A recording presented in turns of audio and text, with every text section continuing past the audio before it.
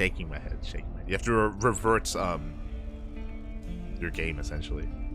But here we go. We are diving into our final replay. Our final replay cast. And here we go, spawning in the top right hand corner of Royal Blood. We have the red Terran player representing Crypt B. Oh, that's... I think I recognize that clan. It is WhiteIce. I think he's a streamer. I think he streams, question mark. And spawning. Spawning in the bottom left-hand corner of Royal Blood, going for a 15 hatch opener. Oh my god. It is Sir Mix-a-Lot Sylor. I am very intrigued. So I believe this was a 15 hatch opener.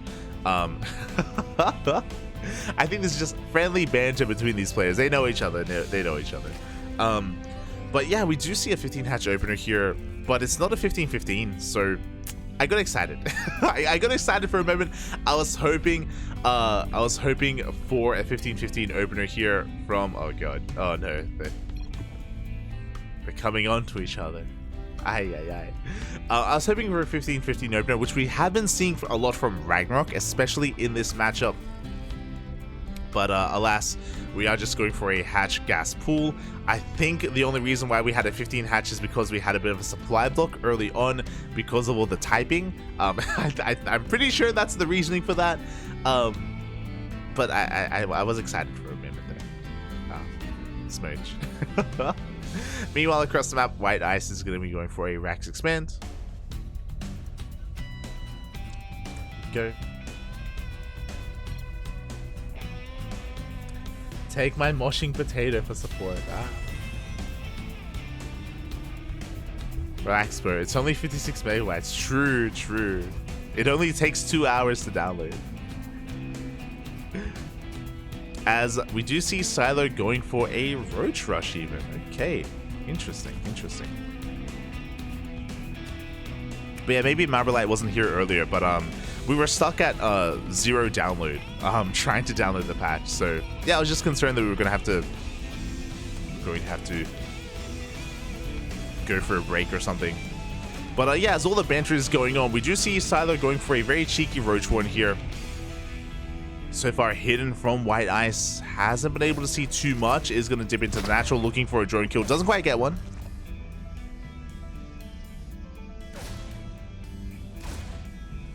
See in the chat, you raid him all the time. Okay. I think I remember WhiteIce. I think I remember. Hold on. I'm on 3 hours sleep. And yeah, WhiteIce, unfortunately, even though he's been dancing with this army, no, he's gonna get surrounded. The Lings do get a surround. Reaper will fall, and the Reaper does not scout the Roaches. WhiteIce is in a lot of trouble right now, is unaware of what's coming his way. It's gonna be 5 Roaches in total. Ravagers are being morphed in. It is a 1-1-1 opener, and with this, WhiteIce is gonna be working towards, I believe, an add-on swap for Banshees. But Hellions are not ideal here, not in this situation, not against these Roaches.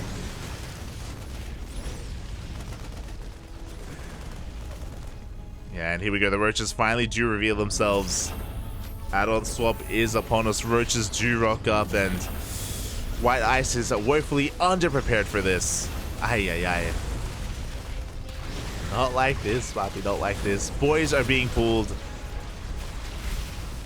And so far, we are going to be able to hold on here to this wall. But what's important is that WhiteIce is stuck with a 1-base economy. Is stuck here on one, on 1 base as the Biles do connect with the SCVs. Okay, only 2 SCVs going down for the time being. Oh, but a little bit late on pulling those workers away. The depot will fall. Big mine connections on the army, though. Very fortunate here for WhiteIce. Due to those, if it wasn't for those mine shots, then I do think he may have just died here and now, but they do connect. WhiteIce will hold. But has a lot of recovering to do. Back at home, Sylor, he's on 30 workers at this point, on a decent economy. Third base is on the way. Third base is heavily delayed, is what I will say, but because of all the damage that was done, it can afford to be delayed. As WhiteIce is working towards Cloak. Do we have any spores ready for this? Again, the Overlord does spot the Banshee ahead of time. We have one spore in the main, we have a spore in the natural, and soon I imagine we're going to be seeing a spore at the third. Oh no. I think I remember WhiteIce now. I remember because it's mech, and I think WhiteIce is known for his mech. Oh, it's all coming. This is why I had blocked this memory out of my mind. It had been kept away to shield me from the mech that's upon us. Oh no. Not like this.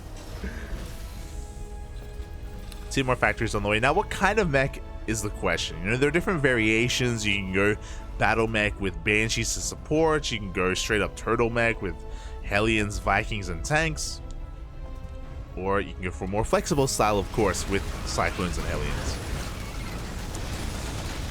Lings are sent across the map, trying to get a read on what's going on. Sylor, I'm sure, hopefully did recognize the racks on the low ground and the lack of add-ons. There's no reason for the racks to be down here unless it were to be mech.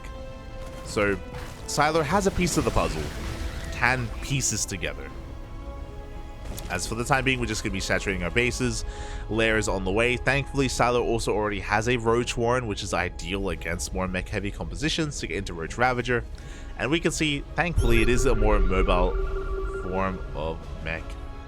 As we scan the main base, trying to get a read on what's going on. Sylor, though, has the lair at the natural. So WhiteIce doesn't see too much. Oh, meanwhile, we do see an Overlord coming in from behind. So if Sylor wasn't sure before, should be certain now with this scout confirming the factories. Roaches do come in ahead of time. Going to be catching some of these Hellions. A good trade here for the Zerg.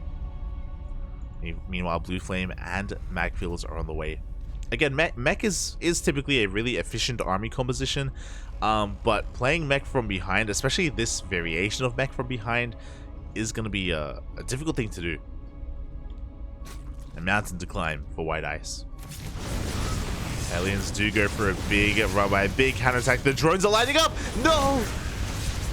Ooh, big volleys do go off. Oh my god, the drones, they come back a little bit too soon as well.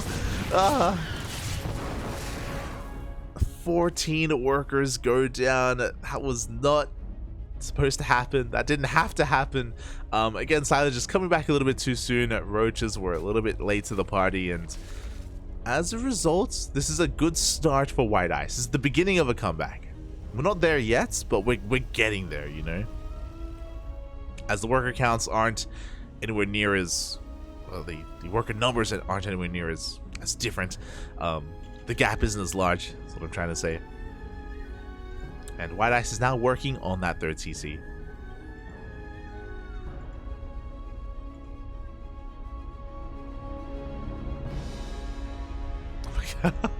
Just realized. We're going for a slow drop into the main base. You love to see it. Drop a lot is headed into the main. I don't really know how much this is really going to get done, especially considering that WhiteIce is still at home. But it's possible that Sylor may wait for WhiteIce to be active before committing to this drop. Meanwhile, the Banshees haven't been able to do too much. We have one kill on the Banshee for now. Ooh, and Sylor is committing here to a big attack.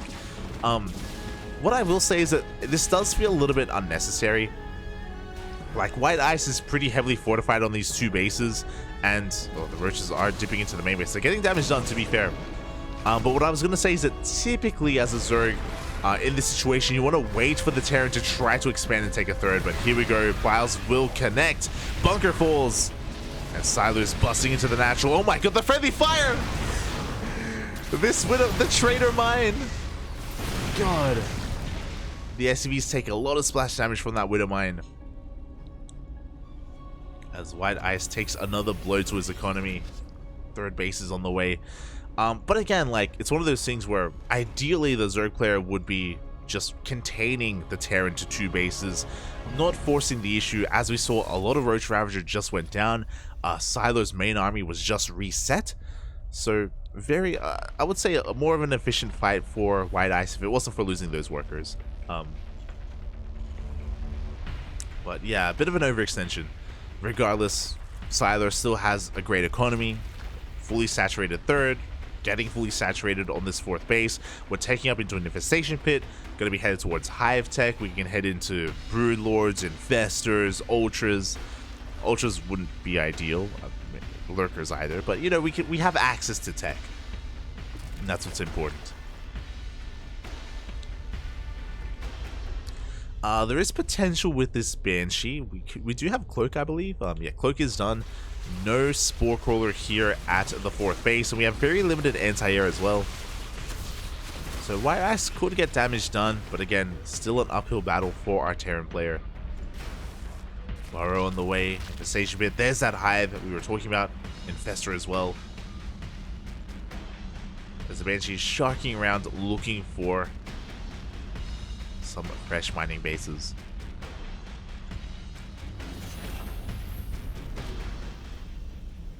And WhiteIce is going to be slowly taking a fourth base. Has been recovering economically. Like, unironically, like, we're back up to 55 workers. We're still behind, but WhiteIce is catching up. If WhiteIce is able to get this fourth base up and running, then yeah, he's going to be able to actually catch up and have the potential to max out. So far, we see Sylor just chilling back at home, still focusing on droning, on maxing out, and Sylor should max out momentarily, and once that occurs, we should be looking to deny some of these bases, whether it's the fourth or even breaking this third. There's only one tank in position, so honestly, not the most defended third base. There's potential here for Sylor. We're even heading into infestors to help lock down the Hellions and Cyclones of WhiteIce.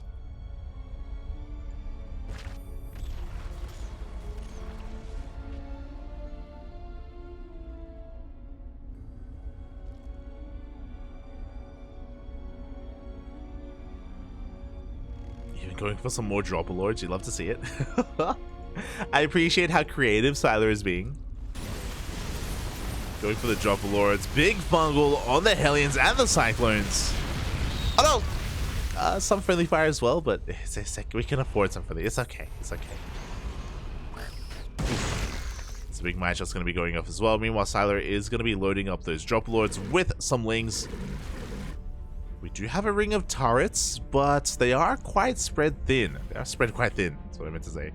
So Sylor could try to drop in, but is going to be going in one Overlord at a time. Not a lot of Lings are going to get down. But I love this. With the death of this turret, Sylor can drop the rest in. Well, let's go. For the most part, can drop the rest in. Back across the map, that one Banshee is harassing as best it can. Gonna take down a gas geyser. Sylor on the cusp of maxing out. Ling's getting more damage done in the main.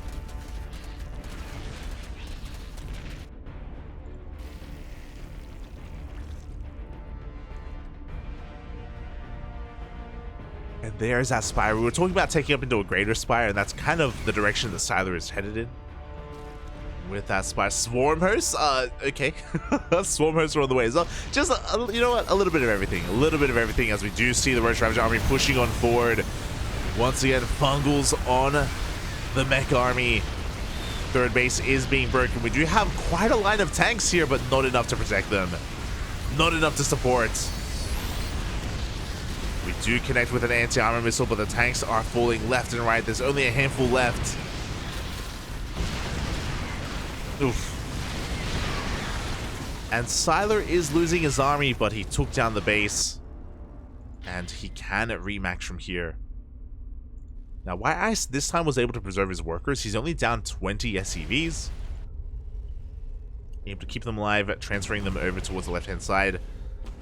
As WhiteIce is making almost nothing but tanks. But this is where the Swarm Host can really shine. Unironically, without any Cyclones or Hellions to chase them down, Swarm Host can do well here against a slow army like Tank Thor. Now, an Overlord does spot the Planetary. Meanwhile, third base is being reclaimed.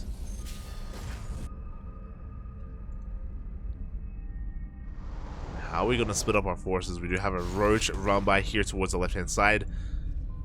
Do have the Swarm Host moving out towards the right. We could try to go for another Dropper Lord into the main. I guess we could send Swarm Host into the main as well. Or Locust Wave, sorry.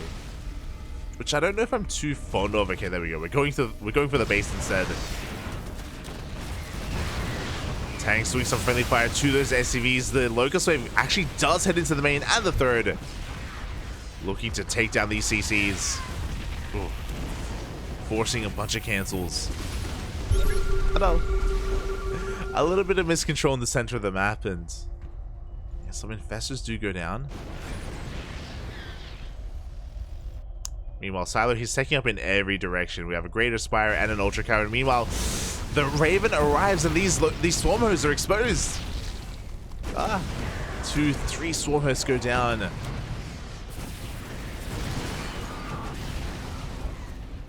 gonna be able to escape. And I don't think we have enough Roaches here to really punish this Planetary. We can maybe focus on SCVs, but yeah, they are gonna be forced back. What army are we kind of working towards? It looks like we maxed out on Roaches, which isn't ideal. Like, the power of Roach against Mech is typically, like, you have Lynx to support and Lynx to buffer, and then you have Roach Ravager to pile from behind. A pure Roach army can do well at times, but, against too many tanks, not so much. Here we go, the first wave of Broodlords are on the way.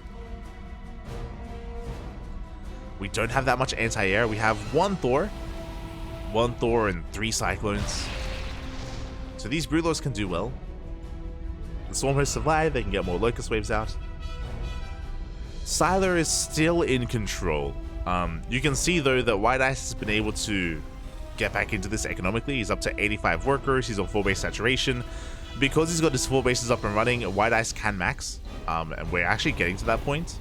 Like, despite the massive advantage that Sylor once had, I do think that Sylor has been a little bit too wasteful here, and as a result, WhiteIce is in this. Like, we have a game. He has recovered, for the most part. I say for the most part because even though he's nearing max, he doesn't have the best solution to these Broodlords. But there are only 5 Broodlords. If there were more, this would be GG. But because it's only 5, there we go. Thors are in production. WhiteIce has time to react, has time to respond.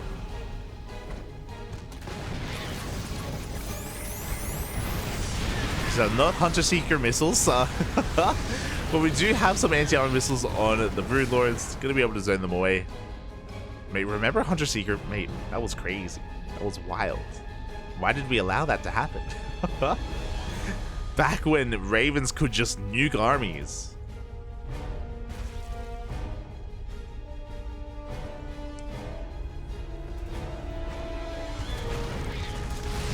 The last of Broodlords are going to poke on in, taking down the turrets.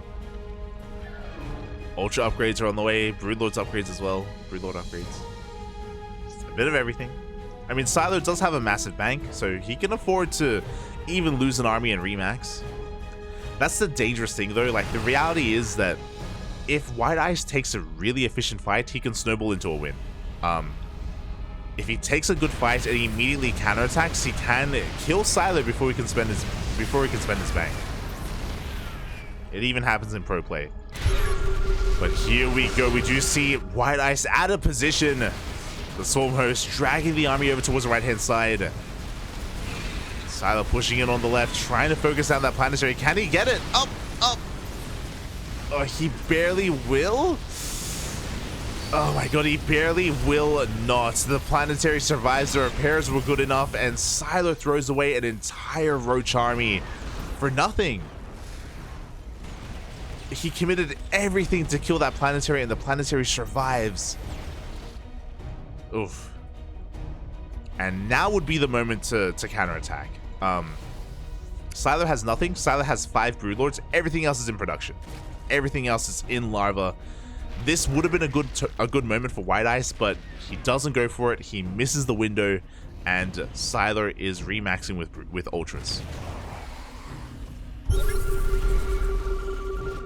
If WhiteIce had counterattacked immediately, I think he kills at least one hatchery. Maybe he kills 2 hatcheries. Once again, repairs are good enough. The planetary will stand strong. Ooh, the swarm host waddling into their death. At the same time, here comes that main force, but running into a wave of ultras. The reinforcements arrive just in time. We have some Neurals as well. And Sylor completely shuts down this army. Great use of Neural. Again, the ultras arrived, and now suddenly WhiteIce is in a world of hurt. He missed his window, he missed his timing, and he threw away that army. And unlike Sylor, WhiteIce doesn't have a bank. Cannot remax. Not anytime soon.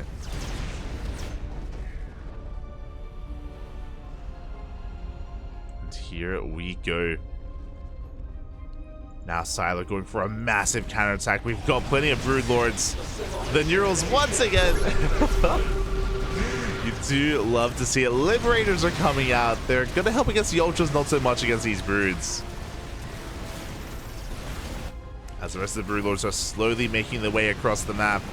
And it looks like Sylor has done it. He's broken on through. Was a little bit fancy with the drop play with the Swarm Hosts, but it all came together in the end. We did see a massive blunder earlier trying to focus down this planetary, and that did give WhiteIce an opportunity to come back, but alas, Sylor was able to recover and is sending everything across the map, is breaking into the natural, into the main, and looking to camp the production.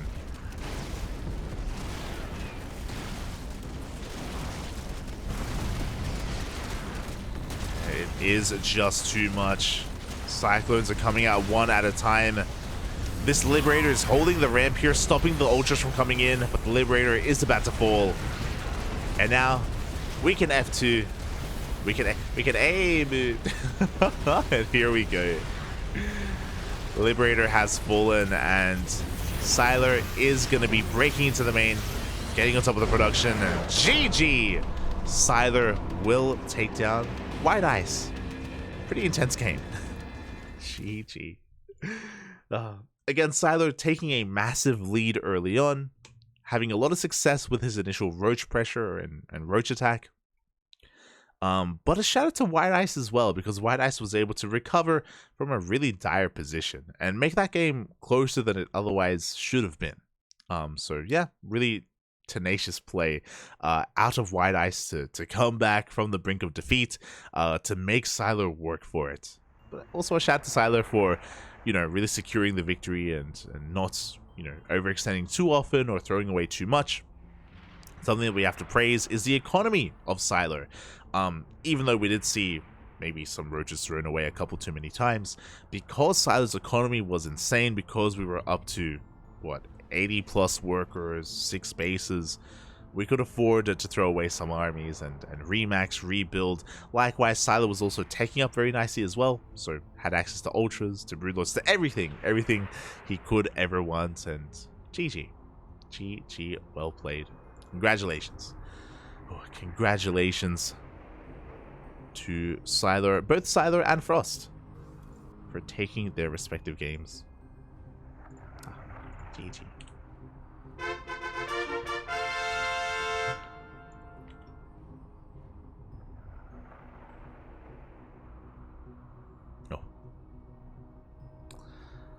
And with that, we are done for today. I'm done for today, Papi. I am so tired. I'm working off of 3 hours of sleep, and we have another cast in another couple of hours. Let me just double check. Un momento here.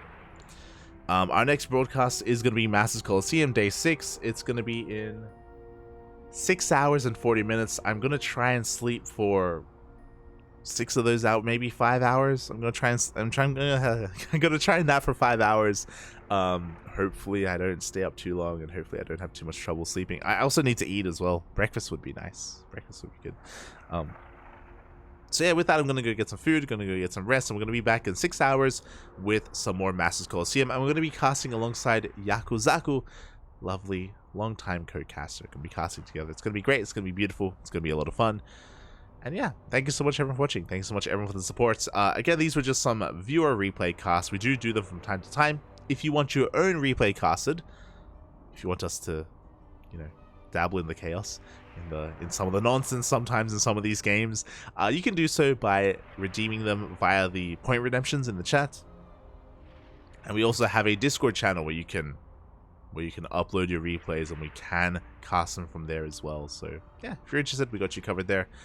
Otherwise, thank you so much. Obviously we try not to roast you too hard. Again, Sylor did play well overall, did play well. Yeah, GG, well played. With that, we are gonna be heading off. Stick around. We're gonna be giving another StarCraft streamer a raid. Gonna give them some love and support, and we'll see you guys in 6 hours for some more StarCraft. Until then, thank you for watching. See you next time. Bye. Hasta luego.